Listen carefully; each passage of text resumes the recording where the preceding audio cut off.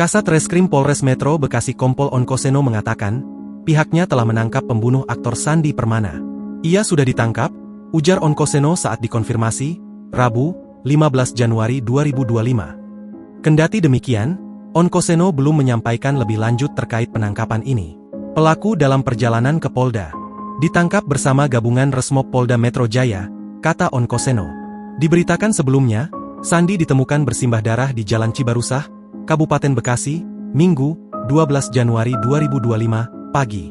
Sandi menderita luka tusuk akibat senjata tajam pada bagian leher, dada, dan perut. Saat pertama kali ditemukan oleh tetangga, Sandi masih bernapas.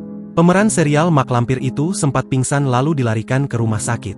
Sebelumnya, dikutip dari Kompas.com, Ade Andriani, istri Sandi Permana, mengungkap identitas yang diduga pelaku penusukan suaminya. Terduga pelaku diketahui merupakan tetangga mereka bernama Nanang Irawan, atau Nanang Gimbal yang pernah bekerja sebagai kru sinetron Tukang Bubur Naik Haji.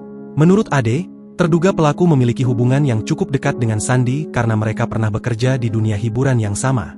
Ade menambahkan, saat ini terduga pelaku tidak memiliki pekerjaan tetap dan lebih sering menghabiskan waktu di rumah.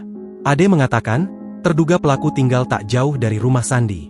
Jarak rumah terduga pelaku hanya sekitar 100 meter dari rumah Sandi. Ade mengatakan, terduga pelaku dikenal pendiam dan jarang bergaul dengan tetangga. Bahkan, masyarakat sekitar menjulukinya sebagai limbat karena rambutnya yang gimbal dan sikapnya yang tertutup. Download Tribun X sekarang, menghadirkan lokal menjadi Indonesia.